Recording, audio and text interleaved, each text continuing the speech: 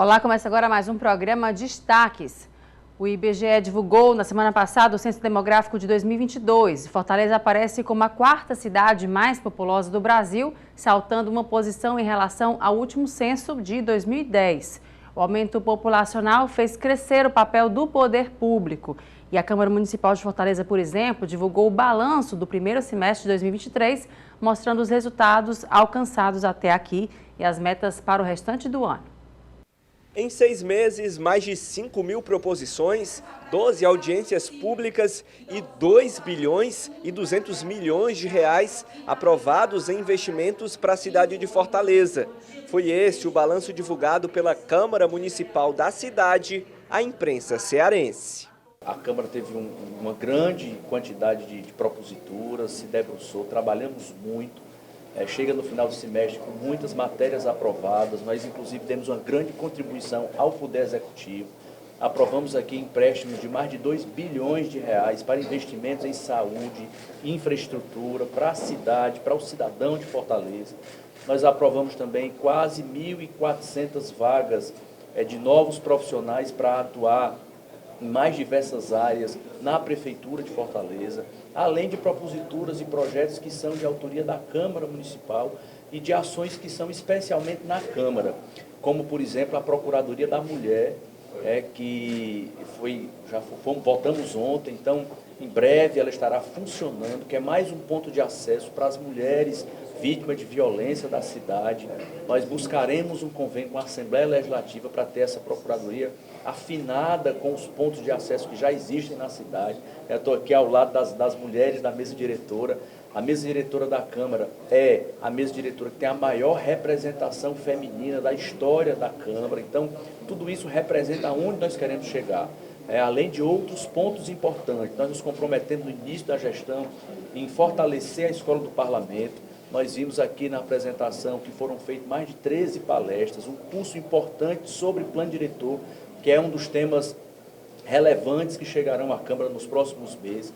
Nós também colocamos para funcionar, voltamos a um projeto que é levar a Câmara para os bairros da cidade, através do projeto Meu Bairro, Nossa Câmara. Fizemos a primeira edição o mês passado, esse mês, e faremos agora no próximo sábado a segunda edição. Nesta edição única, em um dia, a Câmara Municipal atendeu mais de 1.200 pessoas, em mais diversas áreas. Então, este é o papel do Parlamento, é legislar, é fiscalizar, e, obviamente, para isso, nós precisamos estar perto da população. Então, todos esses projetos outros, é sempre no sentido de ouvir o cidadão, de estar próximo e poder proporcionar uma vida melhor para o fortalezense, para os nossos irmãos e irmãs fortalezenses. O anúncio foi feito após um café da manhã para os jornalistas. O encontro teve presença da vice-presidente da Casa, vereadora Cláudia Gomes, do vice-líder do governo Sarto na Câmara, vereador Didi Mangueira, e também do vereador Ronivaldo Maia. Presidente da Câmara desde janeiro, Gardel comemorou avanços no Legislativo Municipal, principalmente na relação com o fortalezense. Nós precisamos, na verdade, o nosso foco, cidadão, nós que somos políticos, eu especialmente tenho uma premissa de que a gente precisa fazer algo para contribuir com a nossa cidade, com o cidadão de Fortaleza. Você falou, por exemplo, de direitos humanos. Nós ampliamos a possibilidade do Escritório de Direitos Humanos, que já existe na Câmara há 10 anos. Nós estamos duplicando o número de advogados. Só esse semestre foram atendidas 240 famílias no Escritório de Direitos Humanos da Câmara, e a partir do segundo semestre nós vamos poder duplicar essa quantidade, porque duplicamos o número de advogados que estão atendendo. Então, são ações, de novo, importantes para a gente dar um alento ao cidadão de Fortaleza. O Poder Legislativo, ele tem como sua responsabilidade principal fiscalizar, legislar, mas nós podemos fazer mais, nós podemos dar uma atenção ao cidadão, porque na verdade nós queremos mudar a realidade da nossa cidade, fazer uma cidade mais justa, mais fraterna. Então, quando um escritório de direitos humanos, nós temos a possibilidade de ampliar esse atendimento, nós estamos trazendo dignidade e acesso à justiça a famílias que muitas vezes não o têm. Então, a Câmara tem essa responsabilidade, tem esse entendimento, a mesa diretora compreende bem este papel que a Câmara pode cumprir, e nós vamos continuar atuando nessa direção. O que nós pudermos, para além de fortalecer o trabalho principal, que é legislar e fiscalizar, nós vamos fortalecer essas ações que são periféricas ou paralelas à ação principal da Câmara, mas que tem uma grande relevância para o cidadão de Fortaleza. Como meta para este biênio, ou seja, até o final do mandato no ano que vem, espera-se concluir a digitalização dos processos legislativos, fundamentais para a segurança de assuntos que interessam a toda a cidade. O programa Câmara Digital, para todo mundo entender, é um programa que prevê a digitalização, a informatização, a virtualização de todos os processos de trabalho da Câmara. E aí nós estamos falando especialmente das tramitações dos projetos legislativos. Hoje a gente já tem uma parte desse sistema funcionando, o vereador já consegue dar a sua presença, votar, retirar o voto através de um aplicativo. Só que o que nós queremos agora é tornar as mensagens, as matérias também sejam virtuais. O vereador, ao querer dar uma matéria, a propor uma matéria, ele vai poder fazer isso de forma totalmente virtualizada. E por que isso é importante? Primeiro, porque dá mais segurança interna aos processos da Câmara. Não é possível mais que no século XXI, com todos os mecanismos que nós temos, a gente ainda tenha processos de papel caminhando para lá e para cá. Isso é vulnerável. Então nós estamos trabalhando para a gente pular desta etapa e de novo torná-lo todo virtual. Segundo, vai dar mais visibilidade a quem está dentro da Câmara e quem está fora. Quando a gente virtualiza, a gente tem mais condições de oferecer ao cidadão a possibilidade de acompanhar as matérias que estão em tramitação. Então, baseado nessas duas premissas básicas aí, nós estamos com um trabalho árduo, não é fácil, porque mexe com infraestrutura da Câmara, precisa se construir uma plataforma digital que consiga agregar tudo isso, mas nós estamos fazendo e eu tenho convicção de que até o final do nosso mandato nós vamos entregar a Câmara 100% digital, que é uma das metas aí que a mesa diretora alencou para esse biênio. Na última sessão legislativa, antes do recesso parlamentar, o presidente da Câmara Municipal, filiado ao PDT, comentou sobre a disputa pela sigla no Estado. Disputa travada entre o senador Cid Gomes e o deputado federal André Figueiredo, presidente do partido no Estado. Segundo Gardel, ele ainda acredita na possibilidade de união entre os dois pedetistas. Eu sou um entusiasta, eu acho que nós vamos no PDT encontrar um entendimento, eu torço para isso, eu advogo a tese de que nós podemos pacificar o partido, acho que 2024 é um ano importante para o PDT, mas acho que a gente vai precisar, obviamente, discutir, nos entender, e eu estou advogando e trabalhando para isso. Acho que o entendimento é o melhor caminho, né? A gente, para entregar o melhor para o cidadão de Fortaleza e do Ceará, é importante que a gente se entenda em casa. E eu estou trabalhando para isso, sou entusiasta dessa ideia e vou defender a paz interna até onde puder. A reforma tributária, considerada essencial pelo governo para impulsionar a economia brasileira, ainda tem alguns nós a serem desatados para avançar no Congresso Nacional. Sobre o assunto, eu conversei com o advogado tributarista Felipe Teixeira. Acompanhe. Felipe, obrigada pela sua presença aqui com a gente no Destaques. Vamos conversar um pouco sobre a reforma tributária. A gente sabe que tem alguns pontos polêmicos, mas antes de começar a chegar nesses pontos, fala um pouco para a gente, resumidamente, né, o que significa essa reforma e o que isso vai impactar para a população. Olá, Elaine, tudo bem? Obrigado pelo convite. Esse tema é um tema que vem sendo muito debatido ultimamente, né, principalmente nas últimas semanas, por causa do ambiente político. Mas antes de falar propriamente sobre a reforma, é interessante a gente entender o ambiente que propiciou essa reforma.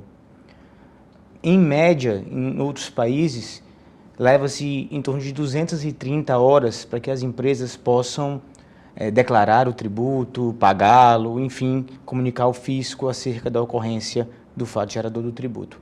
Aqui no Brasil, a empresa leva, em média, 1.500 horas por ano, né? 7 vezes a média mundial. Outro problema que gera a necessidade de uma reforma tributária é exatamente a forma como a Constituição de 88 impôs o sistema tributário nacional com múltiplas competências, para que a gente dei um exemplo para quem está nos assistindo, o ICMS, por exemplo, que é um tributo de competência estadual, nós temos 26 estados, mais o Distrito Federal, com capacidade, digamos assim, para legislar sobre o ICMS. Se a gente for falar do ISS, que é um tributo de competência municipal, nós temos no Brasil mais de 5.000 municípios que têm capacidade ativa para instituir e legislar acerca do ISS. Então, ficou essa balbúrdia, né, que a gente vê hoje. Você tem uma ideia, tem empresa, imagina uma empresa que tem filial em 100 municípios no Brasil. Muitas vezes ela tem que conhecer 100 sistemas diferentes, porque cada prefeitura pode adotar uma sistemática diferente para recolher, para prestar contas ao fisco municipal. Então é nesse ambiente que vem a questão da reforma tributária, que a gente está vendo ser muito discutida agora, com o objetivo, é bom que se diga isso, o objetivo da reforma que procura se implementar agora não é redução de carga tributária. Até porque, para reduzir carga tributária, necessariamente teria que reduzir despesa, porque o tributo ele é utilizado exatamente para que o Estado possa cumprir com as suas políticas públicas. E redução de despesa não é muito lá, é o forte, né, do Estado brasileiro. A ideia da reforma tributária, Laine, portanto, é simplificar o recolhimento de tributos. E essa simplificação vem nessa primeira etapa da reforma, é bom que se diga isso também, que se está a discutir agora em breve, né, a partir da primeira semana de julho no Congresso. É uma parte da reforma tributária com a extinção de 5 tributos, no caso 3 tributos federais, que seriam o IPI, o PIS e a COFINS, o ICMS, que é um tributo estadual, como nós já dissemos, e o Imposto sobre Serviços, o ISS, que é um tributo municipal. Então haveria a extinção desses 5 tributos, para a criação do que chamam, a imprensa tem chamado de IVA Dual, né? Que na verdade são 2 novos tributos. Uma contribuição sobre bens e serviços, essa de competência federal, e o imposto sobre bens e serviços, que por sua vez seria de competência mista, estadual e municipal. Os estados e os municípios terão que se entender, será inclusive criado um conselho para isso, para inclusive se entender no que diz respeito à fixação da alíquota da cobrança desse imposto. Então, em linhas gerais, é isso. Extinguem-se 5 tributos para a criação desses 2 tributos, uma contribuição e um imposto sobre bens e serviços.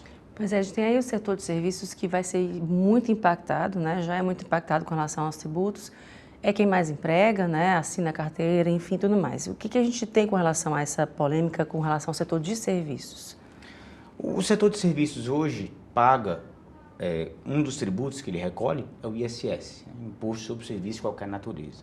Esse tributo ele tem uma alíquota média de 5%, pode ser menos, mas geralmente o ISS, para a grande maioria das atividades, a alíquota é de 5%. Está se falando, né, com a criação desse IVA Dual, que para manter a carga tributária atual, a gente precisaria de 25% de alíquota.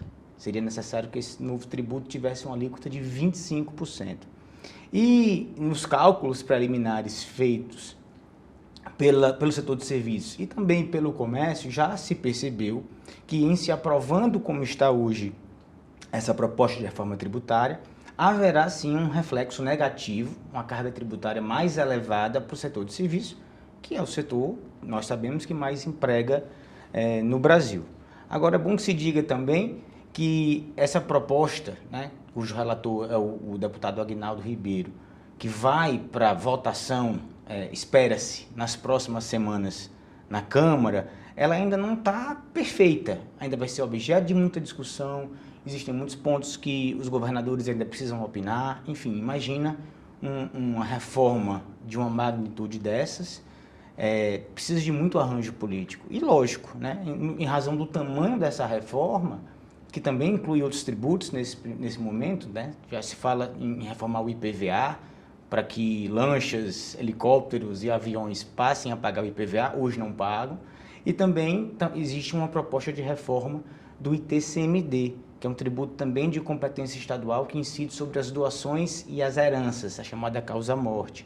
Então, uma reforma, Elaine, dessa magnitude, certamente vai desagradar alguém e agradar outras pessoas. Mas o que nós temos hoje no Brasil é uma situação atual em que, de fato, alguns setores são agradados e outros são desagradados.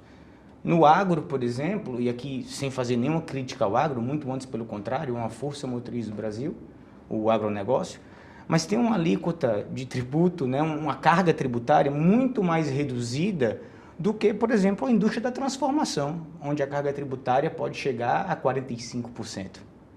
Então, já existe essa diferenciação de setores. E o que se percebe por meio desse texto que vai ser votado, repito, nos próximos dias, nas próximas semanas, é uma tendência a privilegiar a indústria, né, que é a área onde se gera mais pesquisa, mais empregabilidade também, mais desenvolvimento, é possibilitar a reindustrialização do Brasil.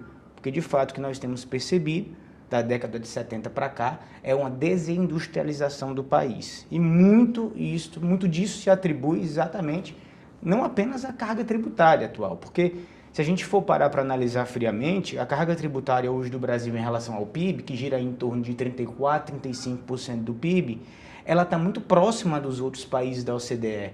Assim, não é nada absurdo. Lógico, nós, cidadãos, as empresas, a gente tem um pouco de desgosto, digamos assim, em pagar o tributo, porque muitas vezes não sentimos a contrapartida daquele pagamento na forma de serviços públicos de qualidade.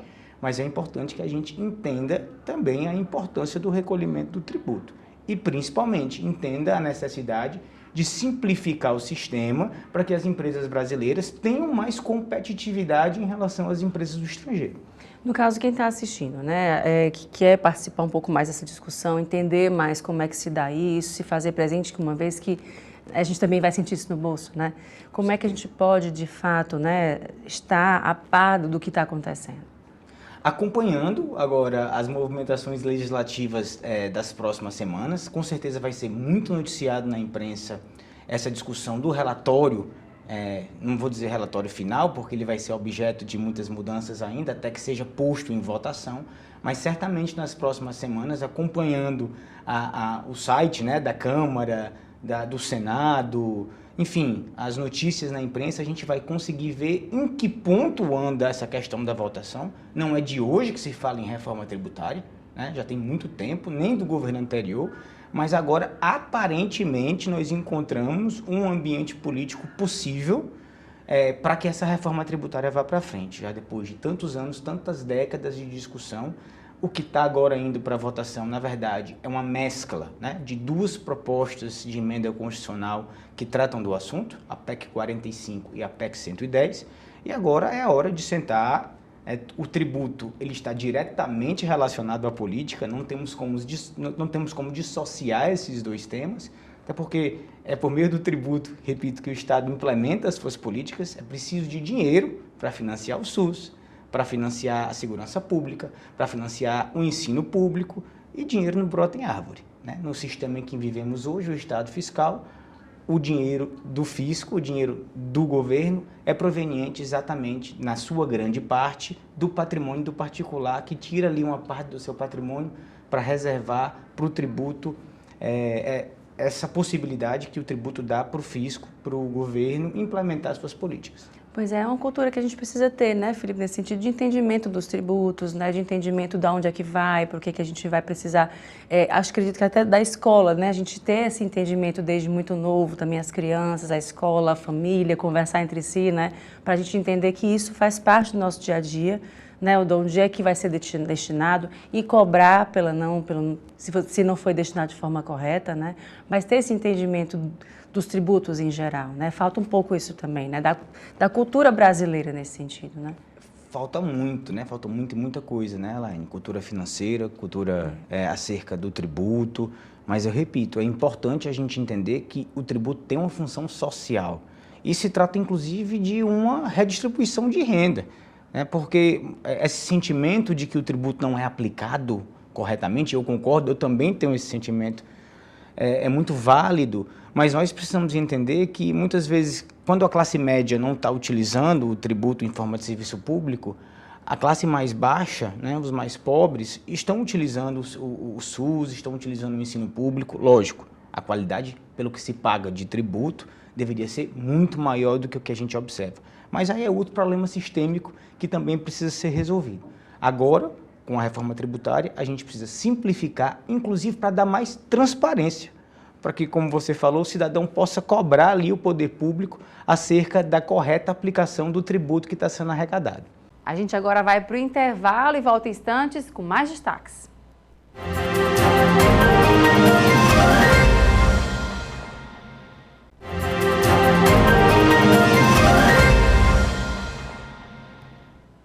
Estamos de volta falando sobre a saúde da mulher. A endometriose é uma doença que atinge 1 em cada 10 mulheres no Brasil, segundo o Ministério da Saúde. A Organização Mundial de Saúde estima que 180 milhões de mulheres enfrentam o problema no mundo e destas, 7 milhões são brasileiras. Sobre o assunto eu conversei com o Leonardo Bezerra, que é médico da maternidade Escola Assis Chateaubriand. Acompanhe. Doutor Leonardo, muito obrigada pela sua presença aqui com a gente no Destaques. Vamos falar um pouco sobre a endometriose. Como faz para identificar a mulher que está assistindo? Como é que ela pode identificar que eu tenho endometriose nesse caso? Isso, eu agradeço a TV Otimista pelo convite, é sempre um prazer poder ajudar. Nós, da Universidade Federal do Ceará e da Maternidade Escola Assis Chateaubriand, temos um acolhimento muito especial com essas mulheres. E hoje temos o entendimento que a doença ela é algo que é endêmico, como foi a pandemia. A endometriose é algo que acomete cerca de 20% das mulheres em idade fértil, ou seja, dos 18 aos 50 anos, de cada 10 mulheres, pelo menos 2 vai ter queixas de dores incapacitantes, dor menstrual, dor à relação sexual e eventualmente também infertilidade. Lembrar que o elemento mais importante é você não desqualificar a dor. É você considerar como importante toda dor menstrual, toda dor pélvica que requer medicação, que lhe tira do trabalho, que lhe tira da escola e principalmente quando ela vem associada com queixas sexuais, com queixas urinárias ou queixas intestinais. Doutor, e nesse caso, assim, determinado período da vida da mulher, já a partir da menarca, ela já pode sentir esses sintomas ou é algo que vai aparecer de acordo com o tempo? Você falou um termo técnico agora, menarca, né? A primeira menstruação. Na verdade, sim, a endometriose é uma doença que tem um caráter progressivo. As cólicas intensas elas já podem começar desde a primeira menstruação, em torno dos 12, 13 anos, mas ela caracteristicamente ela tem uma queixa que aumenta com o tempo. Ela refere que, por exemplo, ao início, ela tinha queixas de cólicas que cediam espontaneamente ou com medicações comuns, do tipo Buscopan. E com o tempo, essa medicação já não é mais suficiente, ela vai precisar de medicamentos mais fortes, associação de medicamentos, eventualmente ir para o hospital fazer remédios na veia e algumas, infelizmente, né, assim, tragicamente, podem até se tornar dependentes de drogas para dor, como derivados de morfina, enfim. Essa característica de dor incapacitante e progressiva, que começa nas primeiras menstruações, que vai evoluindo, né, até os 20, 30 anos, ela é típica da endometriose. Nós não precisamos que a mulher tenha 30 anos para ter dor incapacitante, mas também não esperamos que todas as meninas jovens, com 13, 14 anos, sejam consideradas com endometriose. Na grande maioria das vezes, a idade média de acometimento dos sintomas, ela se dá mais ou menos 10 anos depois do início das queixas. Então é comum ela ter dor à menstruação desde a primeira menstruação em torno dos 13 anos, mais ou menos, 12, 13 anos, e aí evolui com falta de diagnóstico, com desqualificação, subestimação, e em torno dos 20 aos 23 anos, ela entra naquela ciranda do diagnóstico da endometriose devido à gravidade e complexidade dos sintomas. Doutor, e nesse caso, o tratamento é cirúrgico, é medicamentoso, depende do caso, como é que se faz, né, tratamento dessa mulher?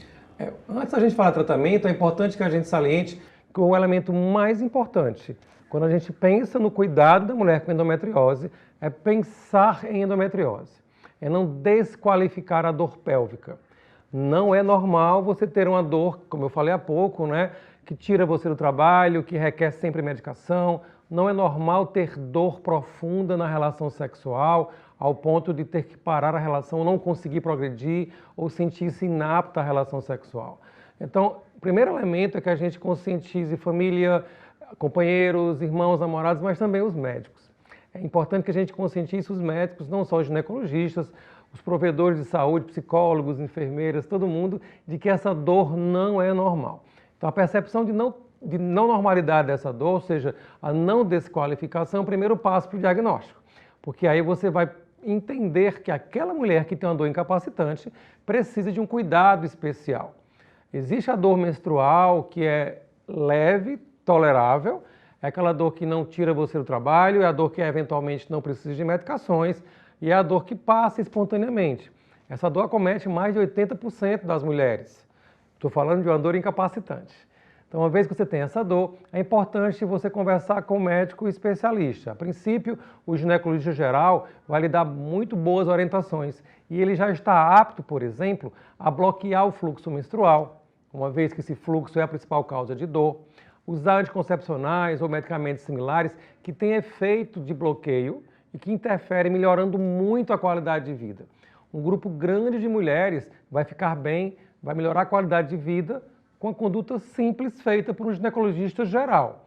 Aquelas mulheres que não melhoram da dor incapacitante, que ao despeito de bloquear a menstruação, a despeito de usar anticoncepcionais, a despeito até de não menstruarem, continuam com dor na relação e essa dor vem progredindo, aí talvez a medicação não seja a melhor escolha. Provavelmente ela vai precisar de um procedimento cirúrgico para retirar os focos inflamados, os focos de endometriose. Nesse caso, doutor, com relação, a mulher já fica um pouco mais apreensiva com relação à gestação, né? Qual é a relação que se dá com relação a isso de gestação, de poder ter filho, não ter filho, ou de depois que ter filho, essa dor passar? Qual é essa relação com a gravidez? A gente falou até agora sobre o sintoma mais comum da endometriose, que é a dor. É o primeiro sintoma, é o mais frequente, o mais prevalente. Mas esse processo inflamatório pélvico, que está associado com a dor, também pode causar uma desorganização, uma alteração na anatomia pélvica. Ou seja, uma alteração nas trompas, uma dificuldade ou alteração na ovulação, e eventualmente alteração até na capacidade do embrião se implantar no útero. Falei de 3 coisas, né? São 3 coisas que são objetivamente interferidas com a presença da endometriose. Isso pode fazer, sim, com que, além da dor, além de todo esse quadro que eu falei, a mulher com endometriose tenha também dificuldade de engravidar, chamada infertilidade. Ou, mesmo engravidando, tenha dificuldade de manter a gravidez com abortamentos de repetição, abortamentos recorrentes, que hoje é algo que a gente chama muito atenção, tendo a endometriose também como um grande fator de risco. E uma vez grávida, né, a gravidez da endometriose está associada, infelizmente, com alguns riscos maiores, descolamento de placenta, sangramentos anormais, hipertensão da gravidez. E, obviamente, essa doença, com o passar dos anos, ela pode agravar a infertilidade e antecipar a infertilidade da mulher. Por exemplo, com 30 e poucos anos, se ela tiver endometriose, é possível que ela tenha menos fertilidade do que a mulher da mesma idade que não tem endometriose. Agora, doutor, é uma coisa que é genética? Você teve, sua filha tem, sua mãe teve, enfim, é algo genético disso? Essa pergunta é muito interessante porque é exatamente algo que se tem se debruçado muito a ciência atualmente, né? Quais são os marcadores genéticos, quais são os genes que podem determinar essa herança? E uma vez identificando esses genes, eles podem ser tratados, alterados, bloqueados. Existem vários estudos e não existe uma relação direta de um só gene. Existem uma série de elementos que são herdados geneticamente, não somente um, não é como, por exemplo, síndrome de Down, por exemplo, que está associada com o cromossomo 13, né? A doença genética está associada a vários genes. E esses genes eles podem sim ser herdados de mãe para filha. Mas existem elementos que a gente chama de epigenéticos, que estão além da genética, que são elementos comportamentais e ambientais, que esses sim são exatamente os gatilhos que estimulam a predisposição. Um exemplo bem simples. Por que você acha que a endometriose está tão frequente hoje em dia? Porque as mulheres deixaram de engravidar precocemente, como engravidavam nossas avós. Então, elas engravidavam nossas avós 14, 15 anos de idade. Né? Hoje, as mulheres contemporâneas passam a engravidar mais próximo dos 30 anos. Portanto, menstruam muito mais. A menstruação mais frequente, mais intensa, excessiva, é o fator epigenético que estimula os genes herdados pela mãe. Então, se ela estivesse engravidando nossas avós, bisavós consecutivamente, né, 15, 16, 18, 19, 20 anos, dificilmente daria tempo para a endometriose se formar, mesmo que houvesse predisposição genética.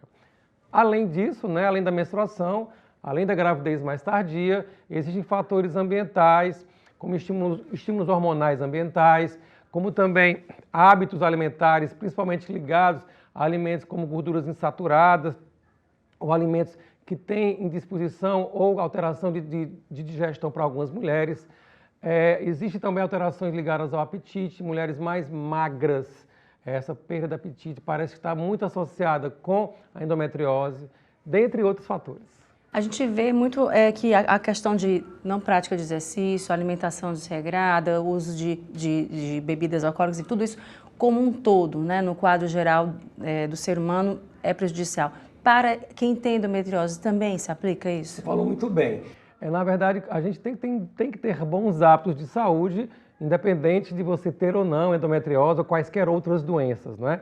Os bons hábitos, eles estão associados, sim, com a menor mortalidade da humanidade, com a melhor qualidade de vida, viver mais e viver bem. Então, o consumo não excessivo de álcools, né, e outras drogas recreativas, uma alimentação rica em frutas, verduras, não é? Que é uma alimentação que a gente, no meio médico, chama de alimentação mediterrânea, né? Aquela alimentação ligada muito a frutas, a verduras, a carne branca, peixe.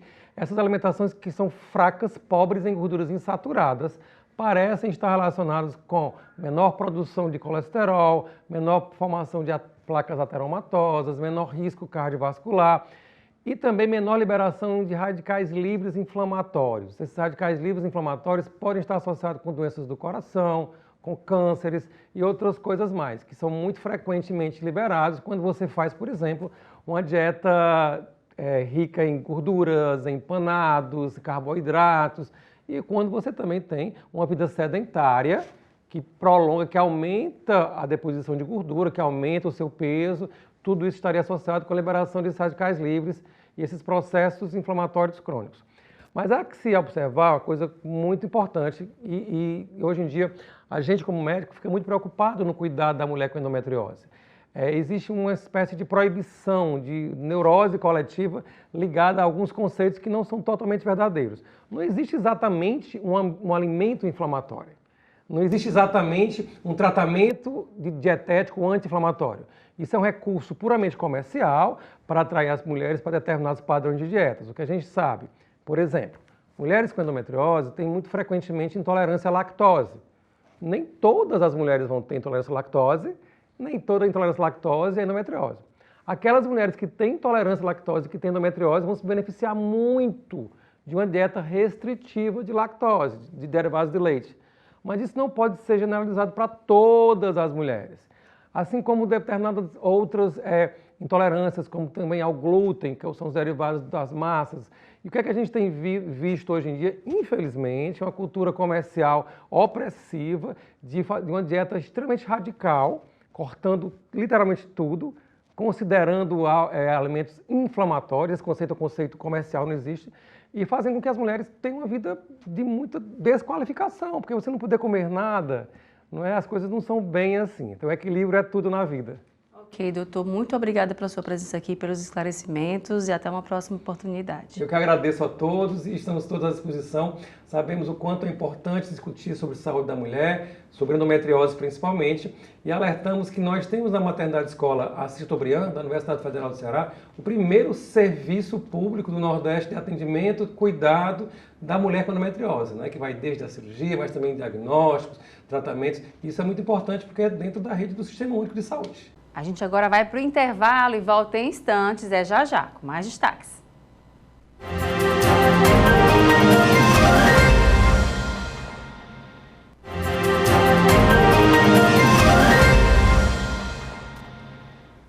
Estamos de volta. Um projeto aqui em Fortaleza desenvolve o empreendedorismo e a inovação com jovens de Fortaleza por meio da tecnologia. Suzane Matos, que é gerente de pessoas da Lanlink, explicou um pouco como funciona esse projeto. Acompanhe.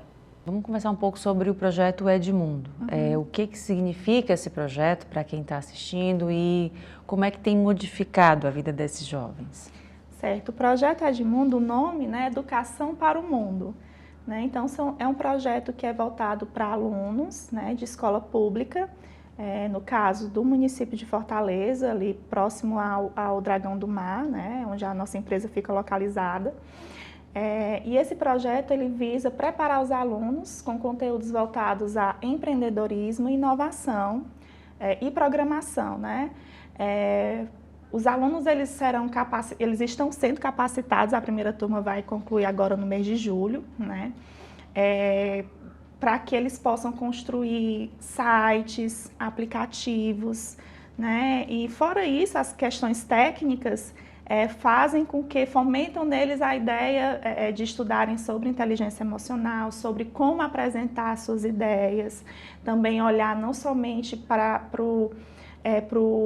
a solução que eles estão criando em si, mas que impacto social que eles vão causar na vida das pessoas, na vida da sociedade, né? Então, é um projeto que para a gente é muito importante, porque a gente vê que existem pesquisas de empresas, né, Associação de Empresas em Tecnologia, que nos próximos 5 anos, 800 mil novos empregos na área de TI serão formados.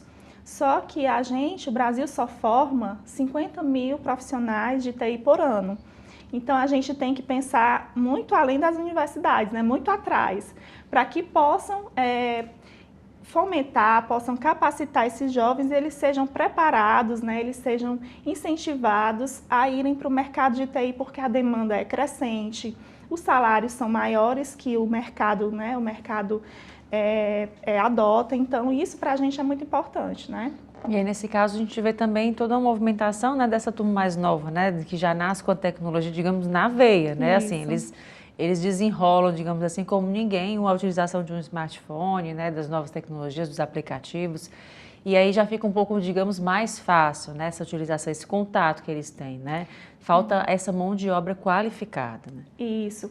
E o projeto ele acontecendo na empresa, a gente disponibilizou espaço, né, disponibilizou os equipamentos e os alunos eles vivenciam o cotidiano da empresa, de uma empresa de tecnologia, né? E isso é muito importante, isso é muito bom para a vivência deles, porque eles veem que é um ambiente leve, é um ambiente onde as pessoas podem aprender, onde é incentivado constantemente o desenvolvimento, né? O profissional de TI, ele tem, como todos os profissionais, né? Mas os de TI, eles têm que estar sempre estudando, né? Porque novas tecnologias vão surgindo todos os dias. E o autodesenvolvimento, ele é muito importante, né? Então, a gente fica também fomentando isso. Fora que a gente promove voluntariado na empresa, porque a gente percebe, a gente busca profissionais, né, que são referência, que tiveram crescimento dentro da Lanlink, para que eles possam conceder palestras para eles, né? Então, eles ficam assim maravilhados, porque, poxa, ele começou assim como eu e hoje ele é um gestor, né, que está trabalhando, que o trabalho dele é muito importante, é muito visado, né? Então, isso é importante também para esses jovens, né? E ficou sendo da família, né? E isso é muito legal, né? Sem falar que muda o cenário da comunidade do entorno, né? Toda a movimentação da família também, né? Dos próprios jovens. Nós mantemos as nossas portas abertas para as famílias vão lá. O apoio da família é fundamental, porque assim, a gente percebe que existe evasão, como qualquer projeto social, como qualquer curso, existe uma evasão, mas aquelas crianças que tiveram esse apoio da família permanecem, né? Então, assim, a gente tem um aluno lá que a mãe disse assim, meu filho começou a sonhar depois que começou o projeto, né? Então, assim, isso é muito gratificante, porque o impacto ele não causa somente na vida daquele jovem, mas na família, né? Então, assim, a mãe já fica, olha, na próxima turma eu quero que o meu mais novo participe. E a participação dos pais é é essencial, não tem outra saída, eles precisam desse apoio, né? Para que eles possam estudar, para que eles possam se desenvolver. E outro aspecto também que a gente vê que é importante a pessoa que inspira, né? O professor, o papel do professor, né? O professor do projeto é um rapaz muito jovem, né? Que eles têm todo o respeito e que um relato também dessa mãe falou assim, olha, eu tenho muito orgulho porque ele é a inspiração do meu filho. Então, o professor, ele como protagonista, sendo inspiração, né, fazendo com que eles se espelhem, né, nele, né, assim, olha, ele está lendo outras coisas que ele não tinha costume de ler, ele está com outros comportamentos, ele está estudando, ele vê que ele pode ter um futuro diferente, né, e isso... Só de uma pessoa a gente já está com a alma lavada, né? Assim, de causar esse impacto na vida de uma pessoa, a gente já fica muito satisfeito, né? E como é que é essa seleção desses jovens? Como é que vocês conseguem entrar em contato com eles ou eles entram em contato com vocês? Como é que é essa troca? A gente é uma parceria com a escola, né? Então, o professor, né, o pessoal do projeto vai na escola, faz a divulgação, os jovens se candidatam, fazem um teste muito simples, e as turmas são formadas. E a gente está nesse processo, né, de selecionar, porque novas turmas, duas turmas irão iniciar no mês de julho, mês de agosto, finaliza em julho e começa uma nova em agosto.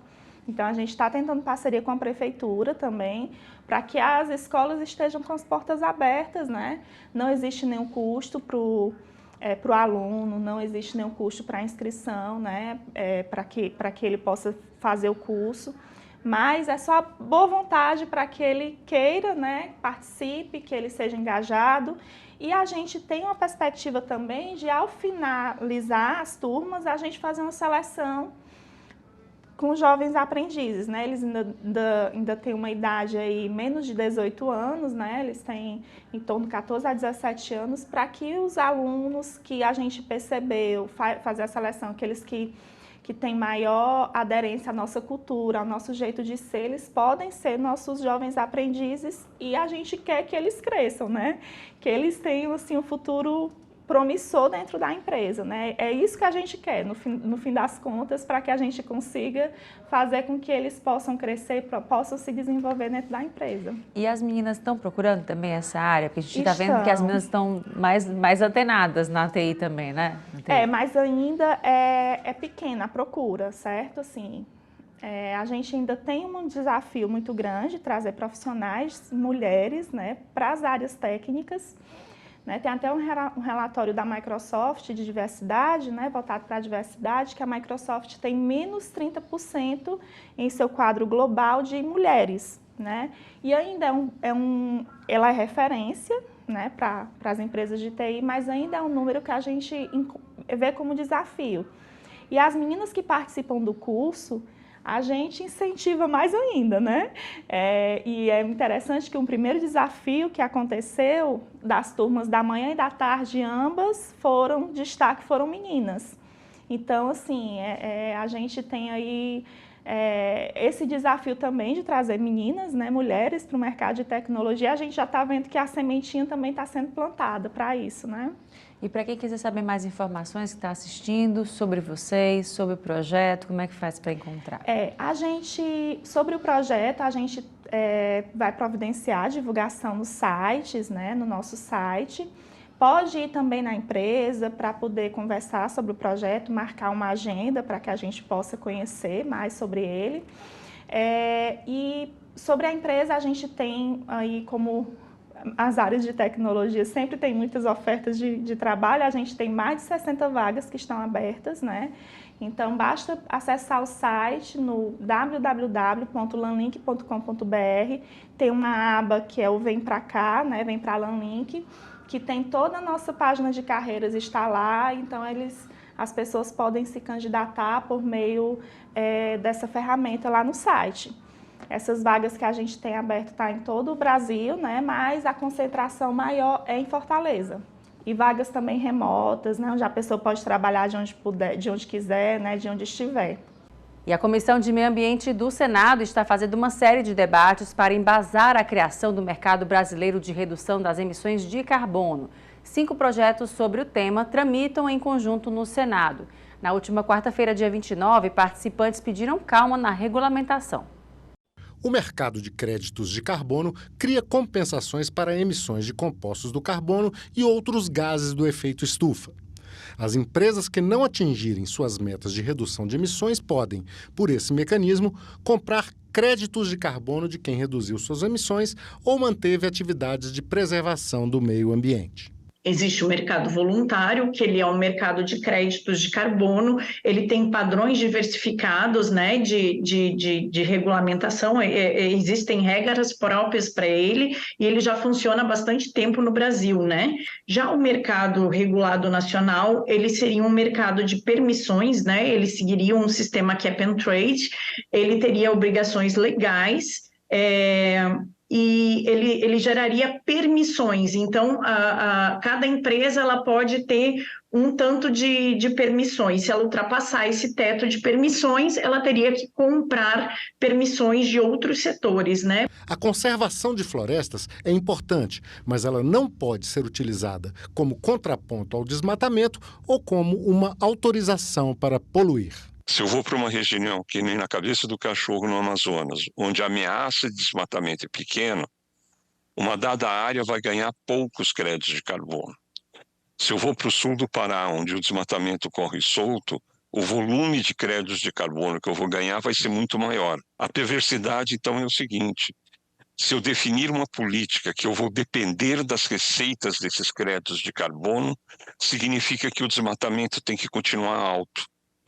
Se eu combater o desmatamento e terminar o desmatamento, esses projetos deixam de receber créditos de carbono. Se a floresta compensa emissão de gases de combustíveis fósseis, né, a única coisa que está acontecendo aqui é a emissão de uma licença para poluir e que finalmente não vai contribuir nem para a redução da emissão de gases de efeito estufa e nem para o cumprimento das metas assumidas internacionalmente pelo país. As nossas posições históricas, porque também foi mencionado aqui, elas excluem conservação de floresta como possibilidade de geração de créditos de carbono, porque isso é uma ameaça à integridade ambiental e pela dificuldade de se dizer o quanto que está se reduzindo de emissões por aquela atividade. Por outro lado, outras atividades florestais, elas poderão ser incluídas, como principalmente o reflorestamento, restauração de vegetação nativa, outras atividades florestais, sim, serão incluídas. A necessidade de uma discussão mais ampla do tema foi levantada por diversos participantes. Um assunto de tamanha complexidade, como são os mercados de poluição, e uma regulação tão abrangente como essa, porque ela se propõe, né, a atingir diversos setores, não deve ser apagada, não deve ser simplificada, não deve ser desburocratizada em nome da celeridade do mercado e da extração desses créditos e unidades de mitigação. Também será necessário, na nossa opinião, para chegar a uma boa regulamentação, descentralizar as consultas a essa proposta, realizando consultas localmente, em cada estado do país, observando a especificidade dos impactos associados a esse mercado para cada setor e para cada povo e comunidade, para cada trabalhador atrelado aos setores que vão ser afetados por essa legislação. Ela desconsidera a prioridade de os guardiões da floresta, por assim dizer, ou aqueles que que devem ser considerados como parte, componente da floresta, que são os povos e comunidades tradicionais, mas eles não podem e não precisariam necessariamente estar nesse jogo político da questão dos créditos de carbono. E isso me chama muito mais a atenção porque ainda não apareceu nesse texto a questão do direito de consulta prévia livre e informada, garantido pela Convenção 69 da Organização Internacional do Trabalho, como foi mencionado pela colega Tatiana do INESC. Nesse momento, a gente também não pode cair na urgência da COP30. A COP30 não pode ser após esse anúncio de que o Brasil sediará a COP30, especialmente na cidade de Belém do Pará, que esse seja um fator de urgência que possa atropelar alguns processos de debate, de construção de políticas, principalmente na área ambiental e climática. Eu concordo com o Pedro Martins quando ele coloca de que a COP30 não pode ser o fator para a regulamentação de uma atividade dessa natureza. Nem tampouco a cúpula de chefe de Estado da Amazônia, que vai acontecer agora em agosto em Belém, também não pode ser um fator para essas questões, porque eu acho que esse é um processo que tem que haver um amadurecimento muito grande com a participação efetiva das comunidades locais. Não há como se discutir política de carbono, mercado regulado, entre outras coisas, se o agronegócio não estiver presente. Aqui utilizo a fala da colega Tatiana, salvo engano, que dizia muito bem a necessidade de se ampliar as vozes. E sinto que eu estou sozinho, e de todas as audiências públicas anteriores, acredito que nenhuma vez uma entidade do agro, de certa forma, compareceu. Posso estar enganado, mas já deixo aqui a minha ressalva e as minhas desculpas se eu estiver enganado. Enganado. Estou enganado, senadora? Então já deixei minha desculpa. Até por uma característica minha, eu procuro sempre ouvir a todos e se está faltando mais participação, nós iremos analisar. O Destaques fica por aqui. Obrigada pela sua companhia e até o próximo programa.